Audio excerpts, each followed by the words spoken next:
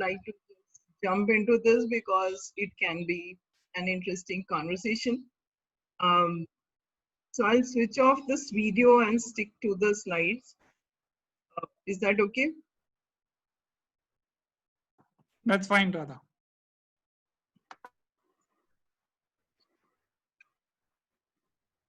Okay. So the topic is, so we are, I'll just come to the,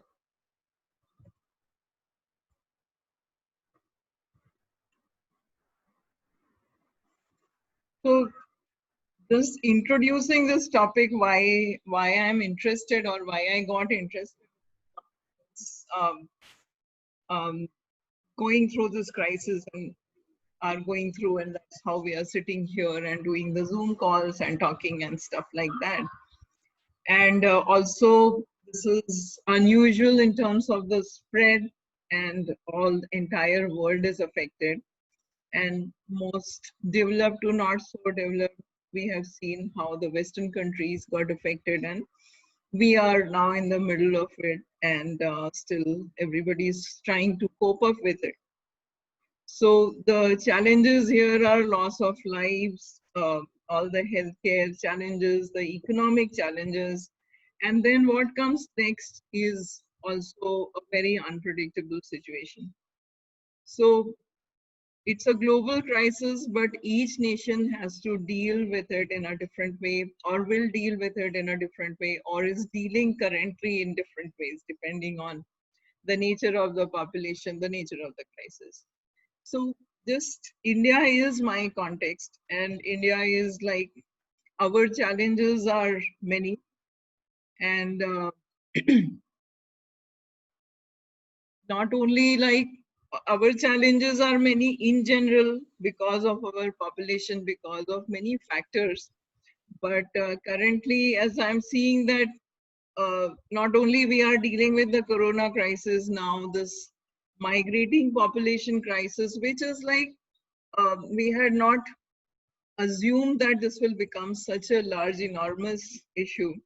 And dealing with it is like dealing with a crisis within a crisis. So then the question keeps coming back to me as to why we are in this situation. Um, why do we have this crisis? Like, yeah, migrating population, people need to go home. There are really trouble there, but why we are here where there is such a huge population and going through so much pain? And so that's where you keep thinking about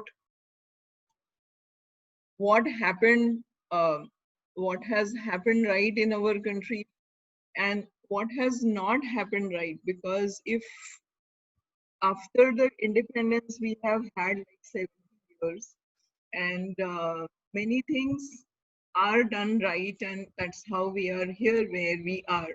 We have a good educated population, we have industry, we have many things, but there's so many things that are not right, and that's why we are seeing this whole migrants issue. Because there are people coming working in cities, living an ad hoc life, limited skills, limited things to do, yet they are farmers, yet they have an agricultural base and all.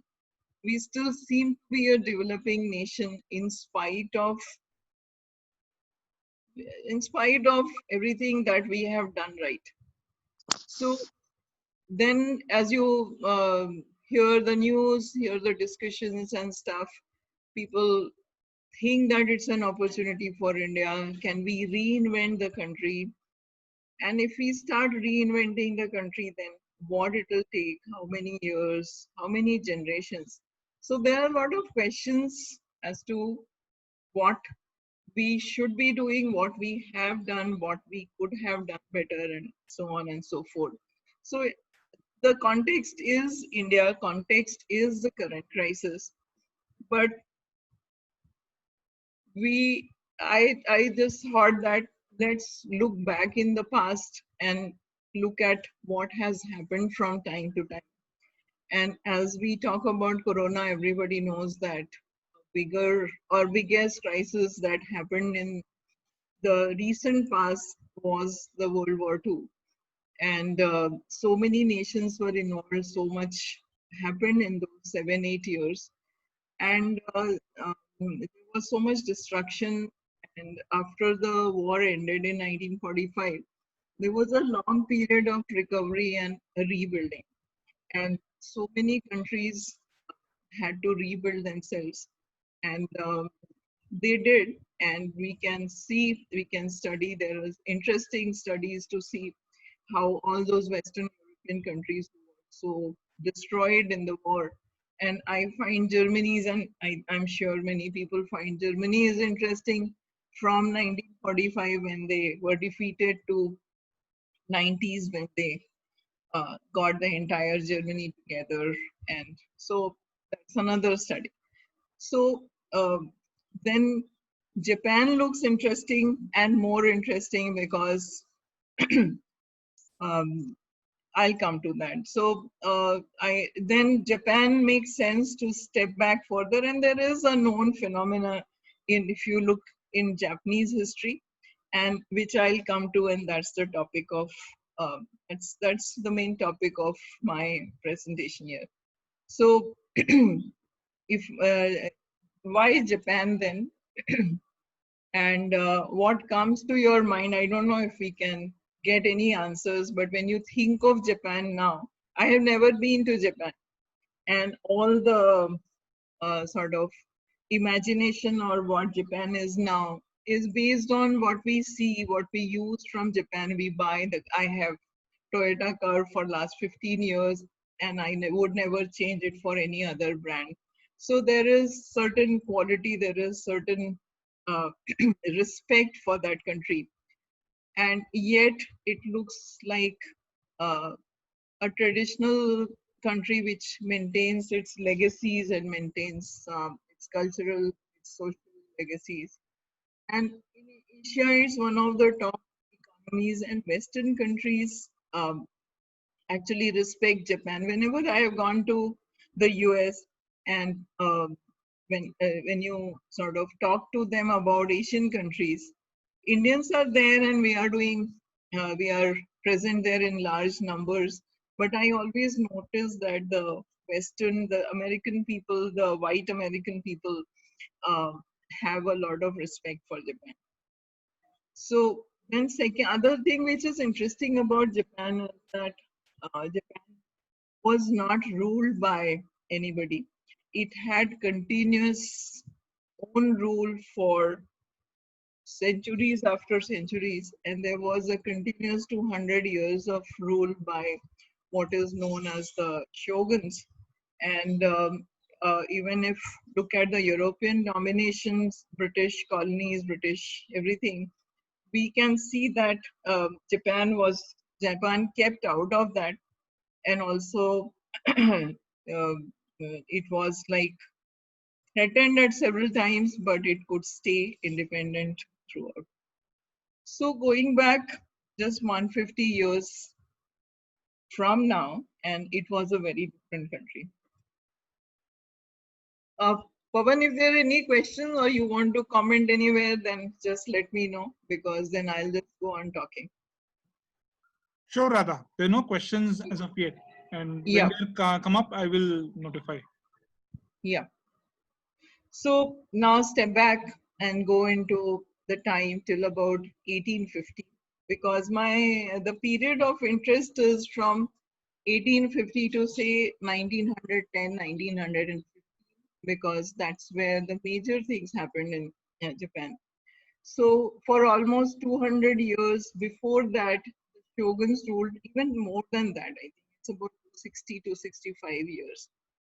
Um, they ruled Japan successfully and did many things, but there was a key strategy to keep the isolation, and they were wary of foreigners.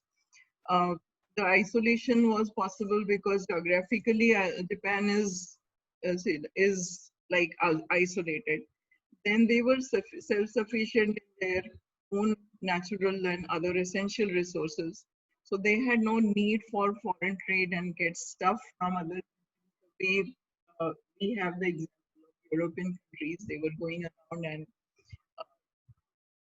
getting stuff and setting up trade relationships from many countries. It was a feudalistic society, and it was divided into domains, and domains were like and like regions controlled by lords called daimyo, and they maintained their own militia, they maintained their own they collected, everything was independent. Emperor was there, shoguns ruled Japan. Emperor was there, but emperor was just for the namesake. It was ruled by shoguns, and it's also there um, a group of like a coalition of people ruling the country. There were a lot of internal tensions just because there were so many domains and conflicts and um, the society structure where there was no one entity that everybody sort of respected or listened to, and also so that's how. But Japan, they were successfully ruling, and there was nothing. They were very Christianity came to Japan in 1600, but shoguns, the rulers, were very uh, wary of Christians again, and there was a time when a lot of Christian Japanese were massacred, and more or Radha, less. please can you just repeat that last part? It just got lost. So, Christianity, the Christian missionaries tried to bring Christianity to Japan, and there were like 2,300,000 Japanese who converted to or adopted Christianity in one. Uh, Is Radha, there a just problem? yeah, there's slight problem. The voice is breaking a little. Can you just try to maybe change the position a little? Okay. Yeah, Is that better? Yeah, this seems to be better. Yeah, can you can repeat, please? Yeah. So okay. Just let me know. So I was just saying that they remained isolated, the society, and they kept foreigners out and other religions out, and more or less remained isolated in all these years. But there was a lot of Western activity in China, in nearby regions, and through China, there was pressure building on Japan to start trade relations with the European countries. And Japan rulers just assumed, or I think, keeping their isolation and not mingling with foreigners much, they kept out of all of this until this time came, like around 1840 onwards, and they got the first sort of warning and strong warning when uh, British were doing trading, as we know, were trading with so many countries. With China, they were trading heavily, especially for Chinese silk and Chinese tea. And in return, earlier Britain used to bring silver to China, but then because there was demand for silver, but then slowly they realized that they can't bring their precious silver. So then we all know that they took opium from India and started sending cheap opium to China and more or less forced opium on China. And then that's how the first war, this war, opium war, started in around 1838 or 36 or some such time. Radha, And we have one question. Like yeah, just like in India, the British were able to strike a deal with the various provinces in India. How come Japan overcame this with the British working with the domains? uh, British working with the domains. Yeah, I mean, like how come Japan overcame this? Wait, I think it's best. Ajay, can you just ask your question?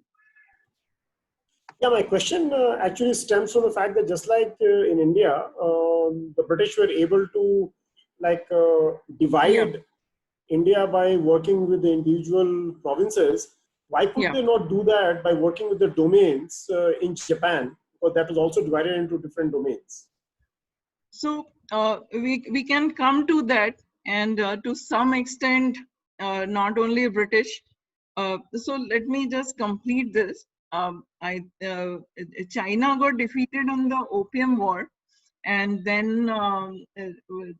Japan got its warning that the Western countries and Britain, in this case, had much more superior everything. Their militia, their warfare tactics and everything. And China was much bigger, the population was much bigger, but they were defeated. So, Right. so Ajay, the question that you are asking is many of these European, there were many of them, right? There was the Dutch, there was Spanish, there were later on US, Britain, they were all around, and they did work once they started, because access to Japanese ports were completely closed, and Japanese were very aggressive with foreigners coming into the ports, and a lot of domains owned the ports, and their reaction to any foreigner entering was to arrest them, kill them, and very inhumane behavior to them. So they seem to have tried several times, but the success came later. And in later times, they have also worked with these domains. I don't have the detailed information, but in terms of buying Western firearms and getting support to individual domains seems to have happened, but it didn't go very far that we can see. This thing started when the US came to Japan, and so US, after they conquered California from Mexico, they were, and then the gold, they discovered gold and all, so there was a lot of activity in the Pacific Ocean, and the US ships started coming more towards Japan. They were trading, they were whaling in the Pacific, and there were some incidents of shipwrecks that happened near Japan, and the sailors or ships tried to get into Japanese ports and get support and get some support for the wreckage and time this thing to sailors to come and stay there, but they were arrested, they were killed and given very brutal behavior. So that's where this president, if you, Millard Fillmore was only there for I think 3 to 4 years, and one of the milestone achievements in his role has been this sending the expedition to Japan. So he sent Perry to Japan, and he sent him with a fleet of warships, and he sailed into the bay, and that was, at least what I have read so far, this seemed like the first big foreign uh, distinct ships or fleet coming into the bay without any permission, and they refused to leave when they were ordered to leave. And they came with a letter with demands, and he left with an ultimatum to the rulers that he would return to Japan again.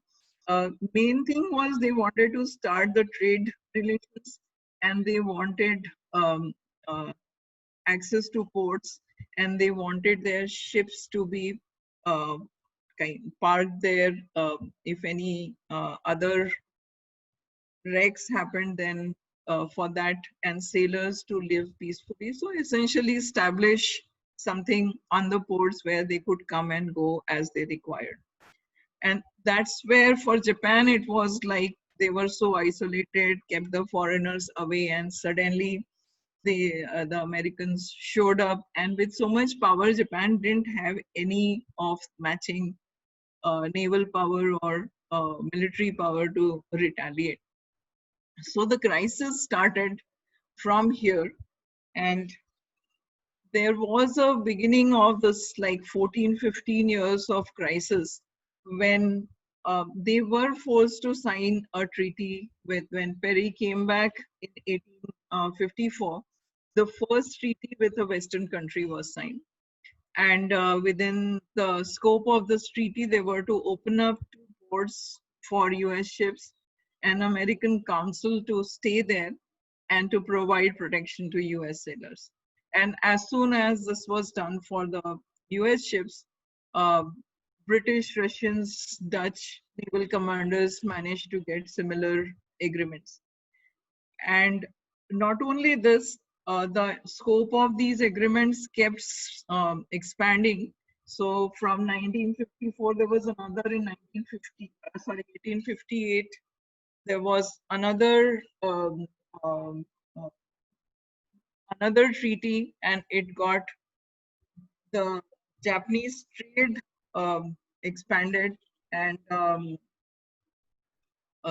again, all other European countries also jumped on this, and these were called unequal treaties, and it took almost that became the first crisis for the government to.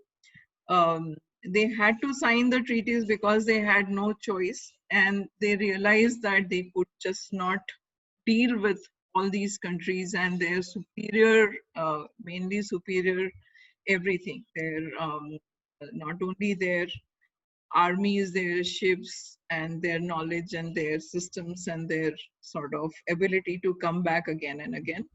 And so it was like Japan, in its immediate requirement, was to minimize the Western intrusion. And to minimize intrusion means, okay, sign the treaties. They would actually pretend to sign treaties, or they would sign treaties, but they would fudge many things. There was a problem with names, and often they would use some names and change the names. So they kind of went along with it, but tried to contain it by their own tricks. And their strategy was to buy time, because they realized that unless they match up with the European capabilities, they cannot deal with it. And eventually, this crisis led to the fall of the Shogun government of 250 years. So I'm not like, I don't claim to be an expert on this subject, but it's like a story as to what happened, and um, um, so many changes happened, and there was such a big crisis, how they managed it. So while the external crisis was going on, there was a lot of internal crisis also, because one was because these domains kept, like any other country, like in India also, the states kept fighting with each other. So here also they were always fighting with each other, often fighting with each other. And Bakufu is same as Shogun's name for the government. So some domains were very powerful, so there was a conflict between these two. And then these shoguns were also, like emperor was there just for the namesake. In all those 250 years, emperor only once in like sometime emperor was powerful, but otherwise that emperor was there only for the namesake. And as Japan had to face the Western countries, they started buying also equipment and guns and stuff for dealing with them. So they started borrowing also from these countries. And the biggest strategic dilemma for them was to whether to resist and the foreigners and expel them, or to somehow keep them around and keep building themselves as a country, and look at the opportune time when they could. And that's what they actually ended up doing. If they had resisted and tried to fight the foreigners, then I think the history would be very different. So there, I have given some examples. Samurai were the fighters, these domains. maintained. They were there like their militia, private army, and they used to use swords, and we know about samurais. And they started uh, they started a campaign of assassination, and they would go. They started attacking foreigners. They also massacred many Japanese who seemed to be, they thought they were working with the foreigners, because in this scheme of things, if you have to wait, the strategy is to wait and buy time. Then you have to work with these countries. The treaties were signed. The emperor was against the expanded treaty of 1858, but it was signed, and there was certain strategy behind it. But to the rest of the country, or to these domains and their armies, it would look like the shoguns are giving into Western manipulations, and they didn't agree with it. And in 1862, the British merchant was killed, and then for almost a year, and British attacked one of the ports and completely destroyed it. Again, next year, all these countries, British, French, Americans, Dutch, they attacked another port and completely destroyed it. And that's where the Japanese started realizing that this is not how they can deal with. They realized few things. The strategy of wait was required, wait and build. They also realized that shoguns, the government that was ruling them, they would not be able to deal with the external forces. And they, few of the domains were very powerful. Their leaders got together. They were already campaigning against the shoguns, so they uh, uh, got support from the, reached out with the for with to the imperial, through the emperor, and got the support from the imperial court, and they formed a sort of coalition group, uh, formed a council. Emperor was still like the emperor from the past, but still he was given a much larger position. And then around 1868 or so, shoguns were completely thrown out, and then started this era called the Meiji era. So this is, and the term, this Meiji restoration, is a well-known term. Meiji means enlightened rule. I just looked it up, and essentially uh, it was a very careful, conscious, and planned effort to see how to go from there, uh, with, given all the circumstances and the foreigners and the treaties and the internal conflicts, and how to go about building the nation and take care of whatever it needed to get out of the unequal treaties. So they decided. So now this is the thing that I wanted to talk about, as to what they did right and said laid the foundation for this modern Japan. So any question, or should I just carry on? Radha, actually, I just came up with the question is that why were all these guys behind Japan? I mean, what was so special with Japan? Why weren't they? Japan, just because Japan was close, Japan had natural resources, they were able to control most of the nations in the vicinity, and there was a natural desire to get hold of Japan and start trade with Japan also. And Japan was completely opposite. They were completely close to any such. Okay, thanks. So then, so this Meiji, this leadership was interesting, and that is one of the takeaways. But we will come. I'll come to that later. But they came up with three basic principles for taking things forward. it's a nation that is doing all this. It has all this very long history, all the culture, all the domains, various powerful daimyos in the face of, and then the foreigners at the doorstep. So it's like it's a huge crisis for a country which was safely living and doing its own things. The thing that I really admire in this is that it was like picked up as a long-term vision, a massive plan, and very cautious approach. Yet, they decided to build the country, bring in changes step by step on priorities, highest priorities to the next, and they continued building after laying certain strategy and a set of working principles which were the priority for them. So they realized that Western countries were very powerful. It was not just their militia or their naval and army capability, but they were far ahead of Japan. And to tackle them required much more than just buying more, strengthening the army.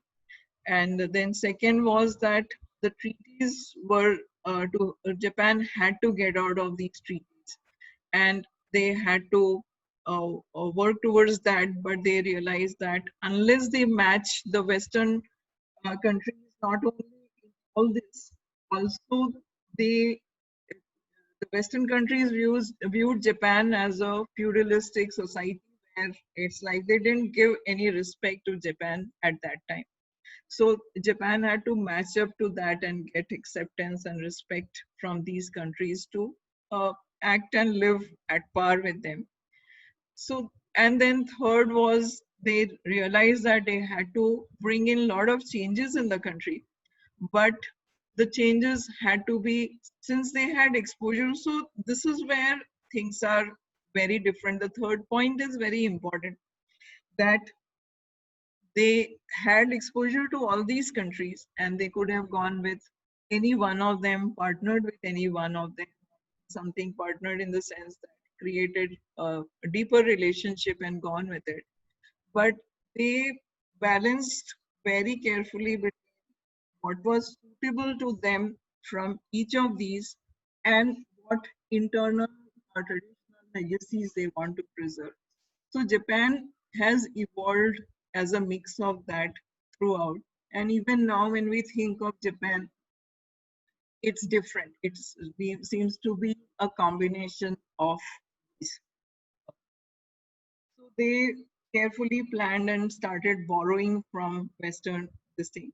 Then they had to also convince their own population, their own domains and people who were in the domains who had damage, and get acceptance of the country that was Radha, the voice was just cutting a little.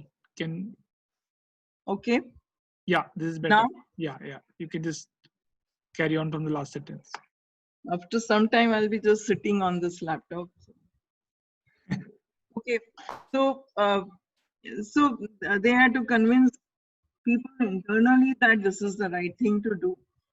They kept support of the traditional, the value that Japanese gave to their tradition, and they insisted that we are not doing anything. Radha, sorry, the voice is coming a little muffled. Okay. Yeah, better. But you could hear, right? So Yeah. So, So now we can hear. Yeah. So this whole process started 1869 onwards, and to understand the Western countries, to understand how they operate, what they do, extensively Japanese observed. They got people from these countries and experts from there, but more than that, they sent delegations to travel in these countries. So there was a time when 50 government representatives went and toured many of these countries spent a lot of time in America and came back with a report on how the Western practices are and how they, where the countries are. And also, interestingly, there were also sent two people to a war, um, I think a war between France and Russia or some such. And they also just went to see how they fight and how their wars are conducted and understand that. So overall, they became a model of, I'll come to that, but essentially observing, bringing in changes, refining it, um, educating themselves, taking the population along, and they went iteratively or they went in phases from one change to another. And that's how they built the country which we see now. The observers who traveled also became key members of the government, and they started many things after spending years in the foreign countries. So military reforms were very important, and they realized that Western equipment is required. They used French and German officers to train the army, but they realized that British were far more advanced in their naval capabilities. So they actually commissioned a warship from a British shipyard, and then they brought it, and then in three ports they made three different ships and completely re-engineered it, and now they had their own warships, and they started building that. They created a national army, which was a new concept because the each domain managed their own security and maintained their own militia. And to create a national army, and they also mandated that people will join, men will join the army and will be trained uh, to use guns, and they will have to serve 3 years on the army. And also they then slowly, the bigger challenge was how do you get the power out of the domains. So they slowly abolished the militia, and the most very critical thing was that samurais were contained and they were stopped, they were banned from using swords. The next step was how do you abolish the feudalism, which was like the main state of the society for so many centuries. And but they realize that unless they are a centralized Western style state, this warring domains and such a distributed power structure will not work. The limitation was that the Meiji leadership had limited powers. They got the powers of the shoguns, they got some powers of the emperor, but the domains remained as it is, as they were, and the daimyos controlled a lot of power. So slowly they started this um, uh, effort towards abolishing the domains. So there were 4 or 5 very powerful who were the instigators and the part of this Meiji council or coalition, and they went ahead and they gave their land and their people, and they more or less surrendered everything to the emperor. Uh, this all sounds very good and clean and all, but I'm sure when it was happening, there were a uh, lot of other things that must have happened. Like today, when we see the news, we see so many things reported and we are suspicious of everything that happens or decisions, and also I'm sure all that happened, but the larger order prevailed, and slowly the daimyos were uh, they were persuaded to give up their land. They were allowed to give 10% of their land. They were made governors, and eventually the governors were abolished also, and finally in 1871 a centralized uh, government. They I think a very strategic thing they did was to keep the emperor as the gave more respect and kept the position of the emperor the way Japanese people uh, liked it, and how the traditional tradition of Japan viewed emperor as somebody God has directly sent the emperor to them. So that respect and that worship of the emperor was kind of kept reinstated and kept in that much. Even though emperor didn't have that many powers, but yet emperor figured in everything they did. The emperor in that time, so Meiji was the name of the emperor at that time, and he traveled extensively outside of Japan, almost 100 trips to these countries as compared to only 3 trips by the previous emperors. Then you can see I have listed here, they took one reform, so 4 reforms look important to the military. The second is the abolition of emphasis on education, and a government structure constitution which would be sort of acceptable to a Western country, and that would put them at par with other Western countries. So they again took various things like education. The school system was set up, elementary school education became compulsory way back, around maybe 7, 8 years later from it. So maybe 1870, 74 or some such. Then it went to the middle school, went to high school, and they took the French model where the entire school system was centralized and controlled by the government.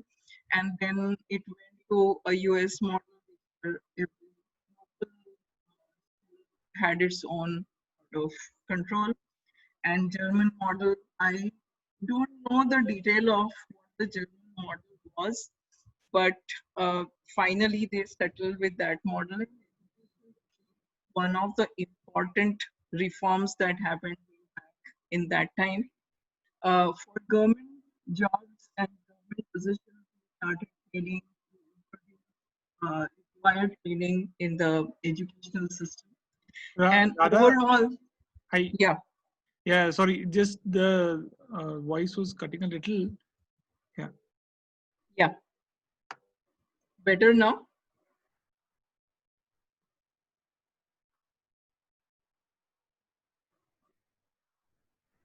Is it better now? Yeah, it is better.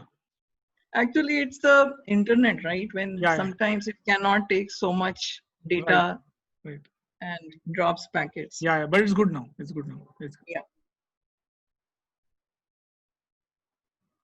So constitution was an important thing. The cabinet government was formed in 76 or 74, 1874, I think. And then they took German constitution and spent many years to see how it can be used for Japan, but with all the required modifications. So it took 8, 9 years, and it was finally rolled out. And again, it was rolled out by, it was presented by the, through the emperor to the people of Japan as a gift from the emperor. So I can see these were the strategies where the emperor remained, and yet they got all the reforms and the way this group of people thought should be done for the country. Tax reforms, so a tax was introduced earlier. The domains and daimyos must have been generating their own revenues, but throughout the country a 3% tax was introduced because they needed to fund all the investment in everything that they were doing. A legal system was introduced. The infrastructure modernization started in a big way. And then also it didn't ignore the need for a national ideology. Uh, you have to combine the entire nation, the people, uh, to one common ideology. So they worked also on that. The promotion of their own religion, the Confucian philosophy, supported the shrines, uh, everything that came as part of the traditional Japanese religion and beliefs, that was strengthened and not ignored, and yet the entire modernization carried on. So it's a very sort of, it's a 30-40 year journey, and what was laid as the foundation and platform for the journey is very interesting. So if we sum it up, and then we can go to some discussion in the context of where we are and as a country and what we should be doing.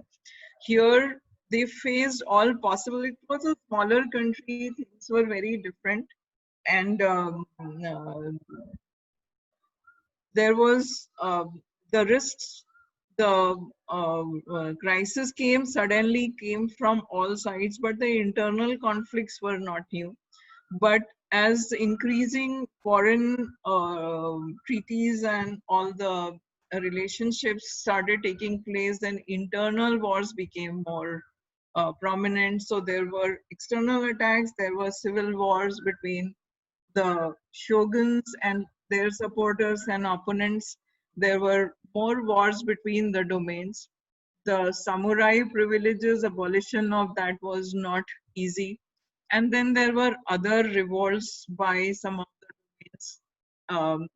Almost till 1877, 80, there was a peasants' uprising. There was some other domains that had revolted. One of them was very big, and it took some effort to get that under control.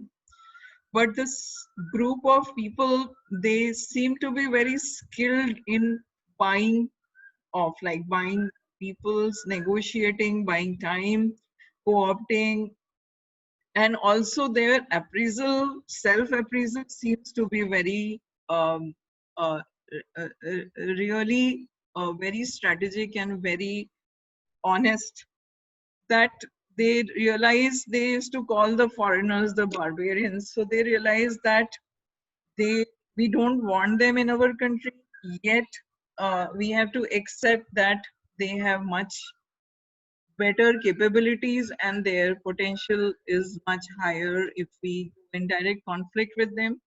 So they continue to self-assess and make changes. Whenever they took something, they studied it very carefully and took a reform or took a step in that direction. And it's very admirable that a coalition created like this was not elected, it came together. It came together out of people who perhaps didn't trust each other earlier because these were the leaders coming from different domains. And yet it was like so successful that they determined and sort of steered an entire nation from what it was in 1850s to what it became in 1910 or so. Like by the time the World War I happened, Japan was accepted as one of the 5 or 6 top nations in the every way, in industry, in modernization, economically, and in various ways. And other thing is, in most European nations, there were like leaders who put their stamp. They were powerful leaders. Here, there was no one leader. I tried to do, the names are very difficult, but there are some 12 or 14 names which come up if you look up on the on Wikipedia on the leadership of the Meiji era, and they seem to have worked very well together. That's where I can conclude this, but there are these takeaways to me that it's not like you have to have, at least going by their example, and also we can, the population size at that time was small, many things were much lesser than what they are now, but still it was possible to get together like this and take things forward in such a systematic, well thought out, well planned way. And they got out of all the treaties, like I think towards the end of 1800, early 1900, they have got out of most of the treaties. They had not gone and attacked any country. They tried once,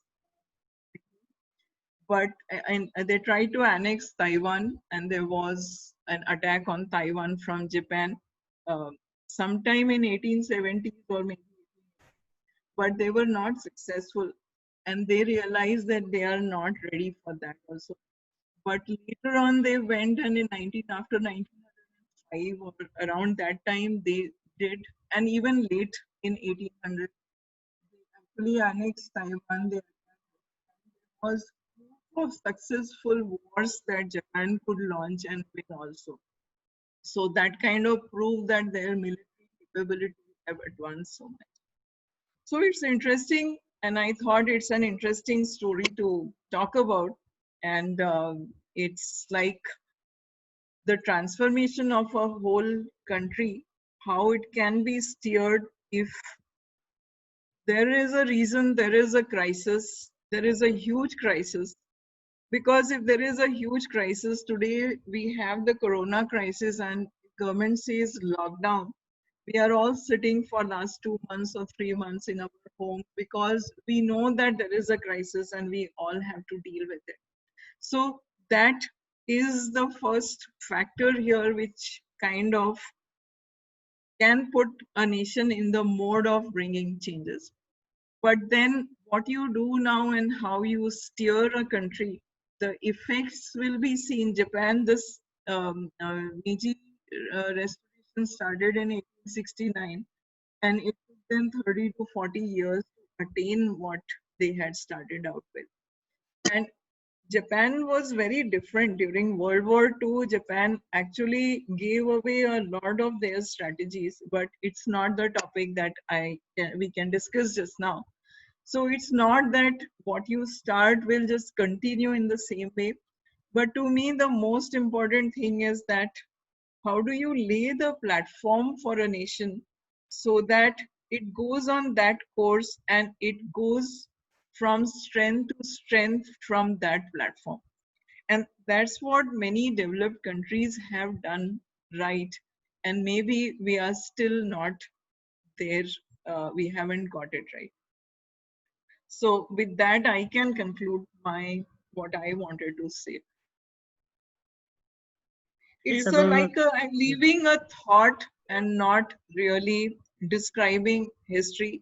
But the idea is that many of us are thinking, and I've been thinking a lot, and I felt good that I could kind of frame this to at least convey some thoughts here through this story. So that was my motivation.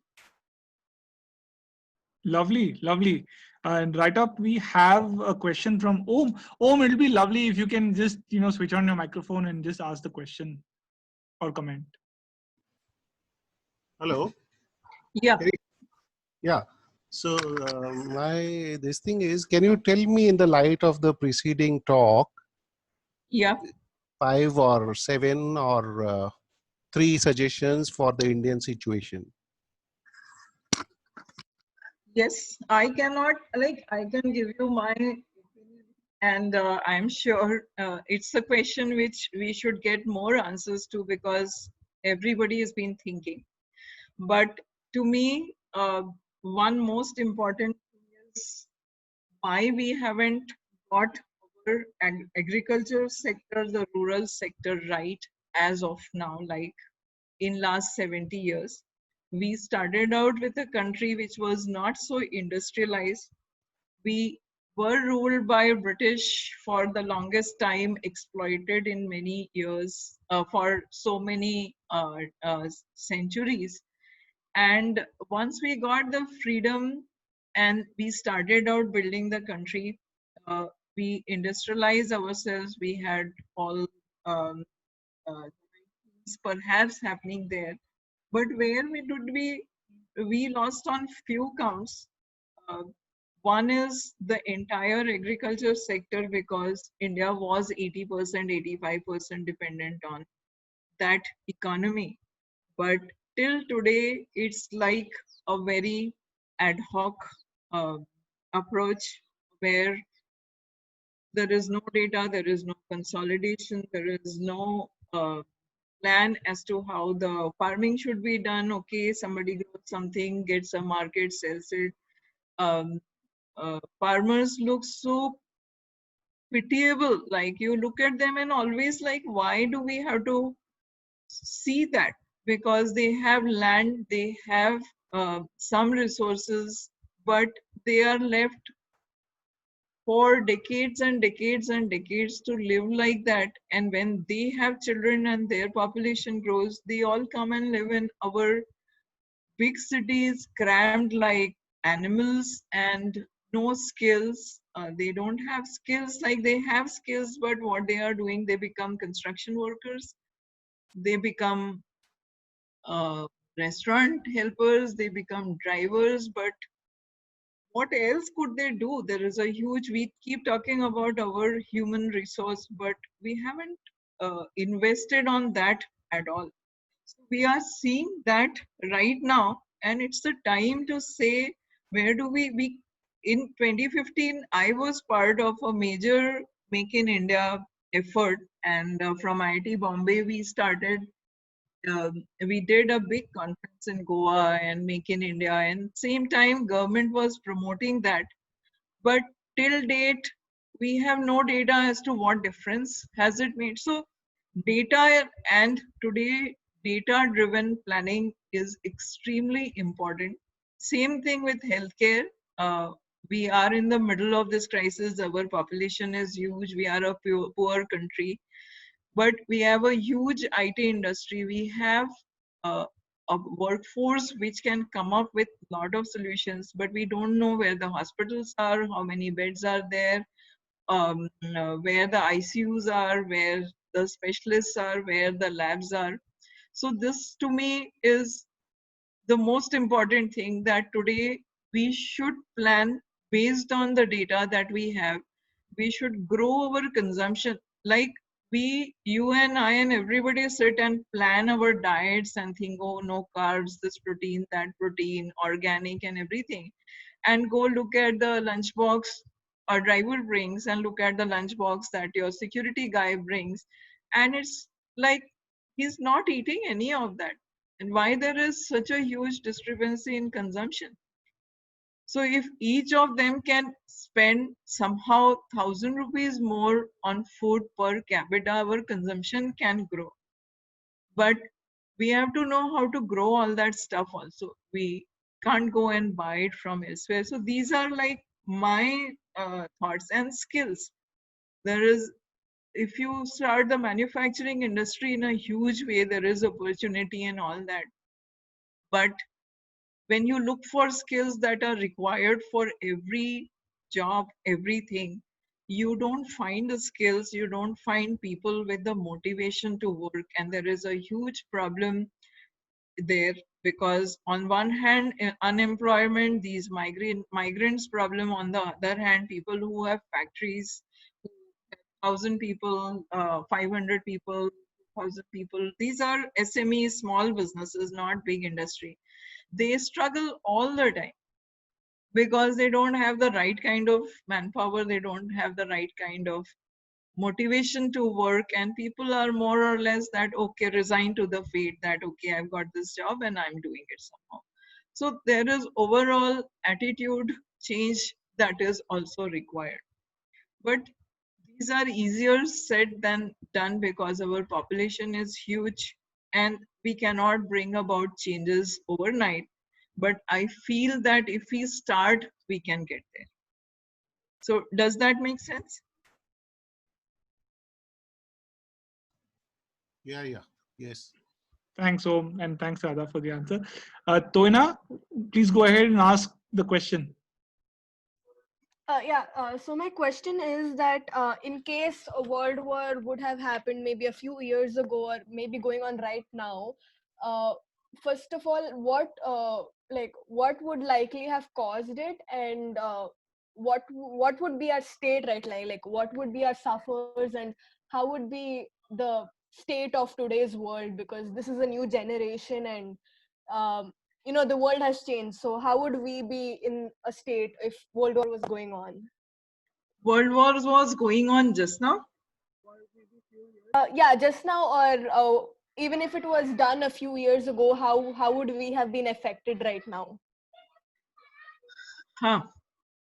It's a, it's a just see, this is, so if you see World War II and if you see what happened, the amount of destruction that happened was enormous.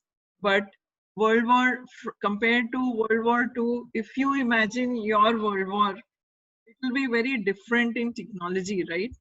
Today, maybe the destruction may not be that sort of wide, because you can do very targeted wars also. The technology is very different. The warfare is very different. And but still you can go destroy any nation you want. So if there was a world war, I don't know what would happen, because the purpose of a war is to destroy nations, and then you cannot completely destroy nations. And like Japan attacked China big time uh, in that time, World War II. They attacked, and they thought China can be completely conquered. But whatever happened, China kept recovering, and they recovered, and they became what the China is today. So it's like, most probably you cannot completely eliminate a nation, but every country that gets into the war and gets completely involved has a huge task to rebuild and recover and get on with the life. So everything would be very different. Like, and today the bombs and the nuclear capability, if somebody like two bombs in Japan in World War II created such destruction, today the population is huge, the number of people who would die, the capabilities, every nation has the capability to do, many nations have capability to do nuclear wars. So you can imagine that it would be extremely chaotic if we got into something like that. And second thing which is different is, since the population is huge, we are more than 6 billion people, not only people will die, there will be that many people who have to survive also. And the resources are much more shrunk now than compared to 1945 also, or 1930s also. So we will, as it is, without a war, we have huge challenges. With a world war, it's just, I think countries will just get wiped out, and it will be extremely difficult for the humanity for picking that together and go ahead. Thank So, you. yeah. Hope that that situation never arises, per se. Yeah, it won't happen, because now the wars can be very selective wars, right? Right. You can go do an attack in a very small region and capture it, and you can go to, you want to completely eliminate a nation, there doesn't seem to be much of a motivation, I think. Right. If to China land comes easily from Ladakh without the people, they will be happier with that. Right. Wow. Great. So, yeah, there is another question. Shilpa, this is the last question we'll take because it's already past 12 past 7. So, Shilpa, please go ahead and ask your question.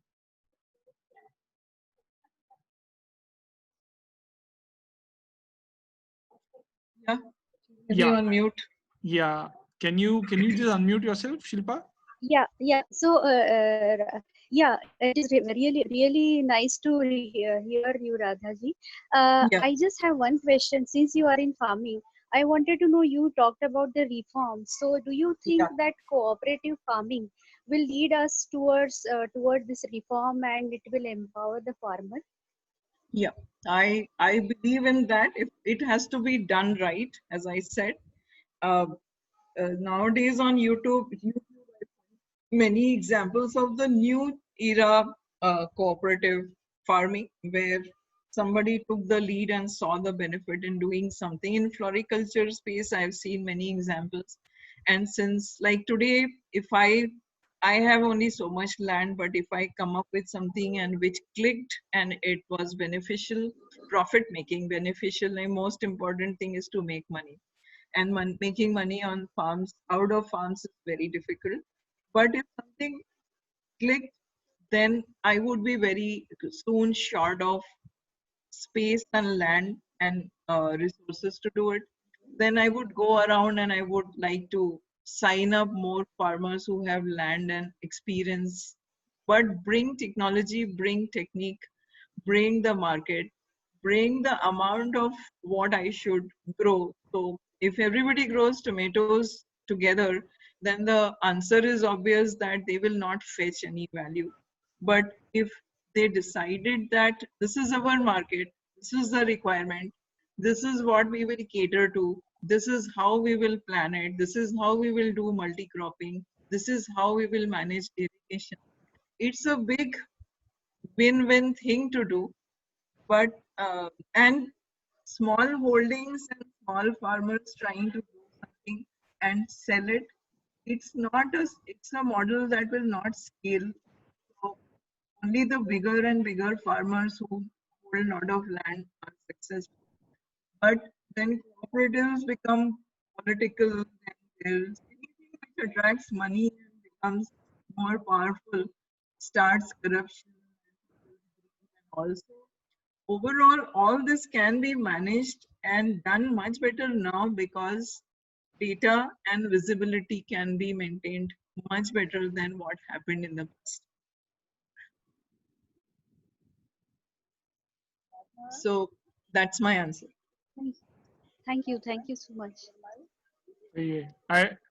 Rather, this just inspires that maybe we should all start growing some things at spaces that we have in the city and otherwise, and even at We home. should definitely be doing that. And Yeah. can you just do something for your green stuff requirement? Let's say Right. you keep it as simple as that, Right. my salad comes from someplace. Yeah. And it can be a movement and it can be something. And to me, the biggest failure in agriculture again is that every time if I experiment with something, if I want to do organic farming and I want fertilizer and I want compost, if I buy cows and start making compost, then I'm completely digress into something else. But I don't know where to go buy that from, a good quality compost in large quantities. So replicating something, everybody doing a proof of concept, and farming takes years. Why you do something today, it will come out after 1 year, then it rained, then it didn't rain, then something happened and everything went. And you are again staring at a year ahead that what should I do? So you need a model which is somewhat weatherproof. You need a model which is replicated, and which is replicated a small scale and a large scale. You cannot always go with very large this thing. But I like the urban farming thing a lot, and it's worth the experiment. Right. With that cue, I think let's farm and let's share data with each other. And I think it's been a great talk, Radha. And thank you for everybody for coming over. And this is a series of webinars that we've been running at DLRC, and we will come up with webinars. I would suggest that somebody read up about Germany and talk. It can be some students. It's very interesting. Right. That's a great project idea, and I'll float it out to the team. And I can help if required. Lovely. Great. With that, Great. Okay. Thank you, Radha. It was lovely. Yeah. Jogged a lot of memories and a lot of thoughts. Yeah. That was the idea. So if anybody wants to just, share anything, we have a few minutes, like 2-3 minutes we can take, and you can just share about the talk or anything. Yeah. Hello. Hi, Pawan. Hi Shilpa. Hello. Yeah. So as Radhaji said that in farming what how we can progress. So maybe collecting a data about all these things will really help. Like which farmer is growing what and where to get the organic compost and every all those things. I think data collection is really important in farming sector. Yeah, I think it's a requirement. And just now, like in healthcare, I'll just quickly comment on one thing which I read on WhatsApp. Somebody had forwarded a message that a lab that tested his father-in-law gave negative result, and father-in-law passed away eventually of corona, which means the lab, was it certified or not certified, is not known. So we don't have all that data as of now.